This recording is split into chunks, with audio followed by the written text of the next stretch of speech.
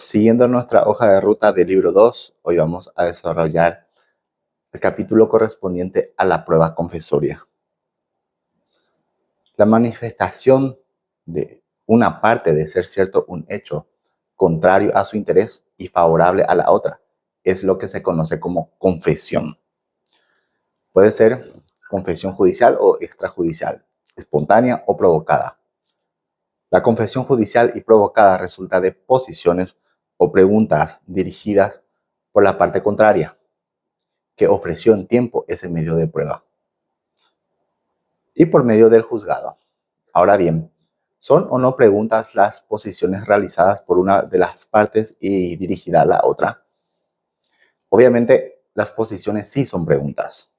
No sé de dónde salió que las posiciones no son preguntas.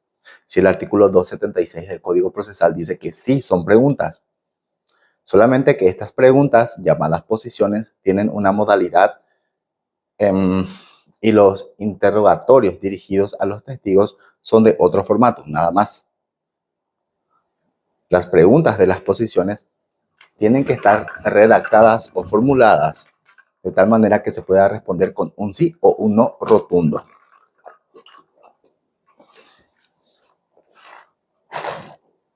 Algunos dicen que es la reina de las pruebas, pero nada que ver. De hecho, es inconstitucional porque todos estamos exentos de autoincriminarnos según el artículo 18 de la Constitución Nacional. Si el abogado cobró bien, no debería permitir que se realice una confesión con su cliente. La confesión judicial es la que se hace dentro de un proceso. La confesión extrajudicial fuera del proceso. La espontánea es la que se hace sin previo requerimiento de la parte o del juez. La provocada se presta ante las preguntas hechas por la parte contraria y a través del juzgado en audiencia. La confesión expresa es la que se hace en los escritos y la tácita mediante la evasión. La famosa admisión. La tácita es re inconstitucional también. La confesión simple es cuando se contesta con un sí o un no rotundo y no se añade nada más. La compleja, cuando después de responder, se aclara en qué sentido. La prueba confesoria tiene que ser ofrecida dentro de los primeros 20 días del periodo probatorio. Hacerlo antes o después sería extemporáneo. Esta prueba también puede diligenciarse en segunda instancia. La absolución de posiciones es personalísima, pero el absolvente puede hacerlo mediante apoderado siempre que quien haya ofrecido la prueba preste su consentimiento.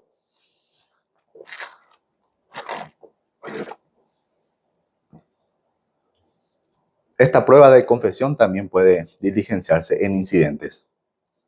La citación para absolver posiciones, para que sea eficaz, debe ir bajo apercibimiento de que, en caso de incomparecencia injustificada, se le va a tener por confeso al citado en forma tácita, de conformidad al 282. Creo que es el 282 del Código Procesal.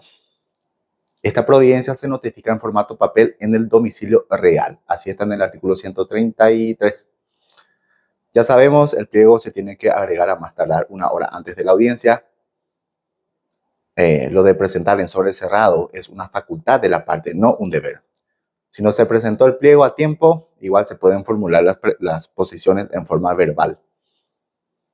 Si quien ofreció la prueba no agrega su pliego y tampoco comparece a la audiencia, se le tiene por desistido.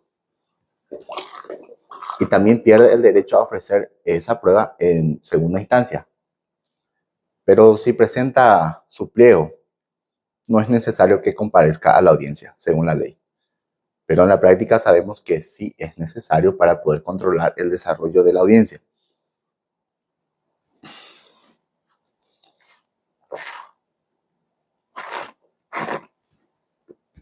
Según Casco Pagano, las posiciones son aserciones que el ponente presenta para que sean respondidas por el absolvente.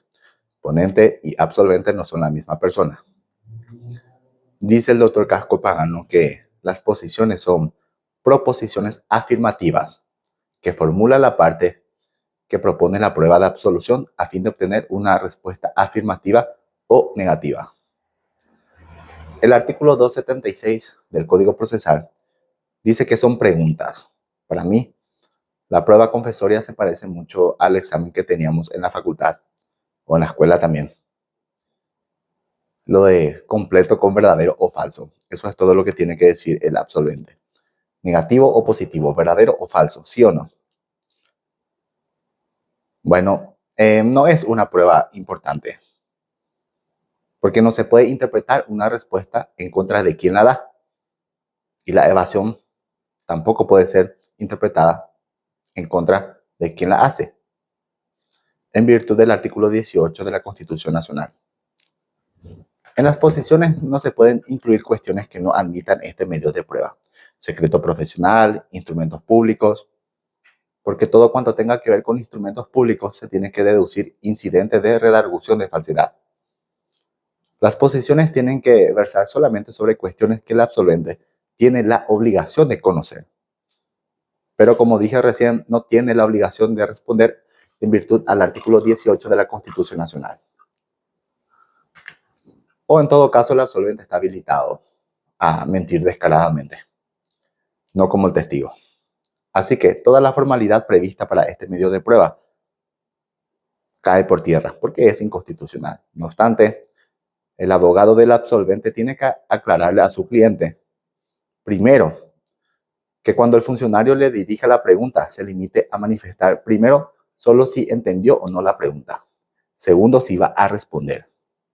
Porque tanto el abogado como el absolvente pueden objetar la posición por impertinente. Y ahí sí, en tercer punto, pasa a responder con verdadero o falso, positivo o negativo, sí o no. Y que puede aclarar su respuesta. Terminado de responderse el pliego, el ponente puede formular posiciones ampliatorias. El absolvente también puede formular preguntas y hacer observaciones. El juzgado también puede hacer preguntas de oficio sobre circunstancias debatidas a cualquiera de las partes.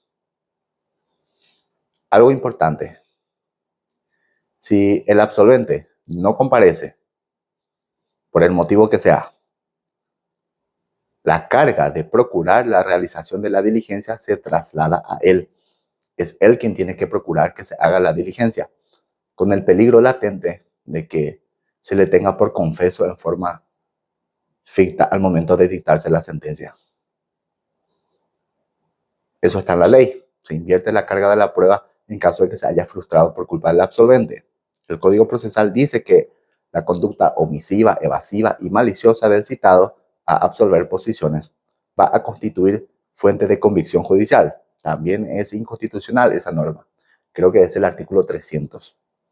Por último, el presidente de la República, los miembros del Congreso, de la Corte, los ministros del Ejecutivo, del Tribunal de Cuentas, jueces, el fiscal general, los militares con rango de general están exentos de comparecer. Lo pueden hacer, dice el código, mediante oficio. Eso está en el artículo 301 del Código Procesal. Pero este artículo también es inconstitucional porque todos somos iguales ante la ley según la Carta Magna.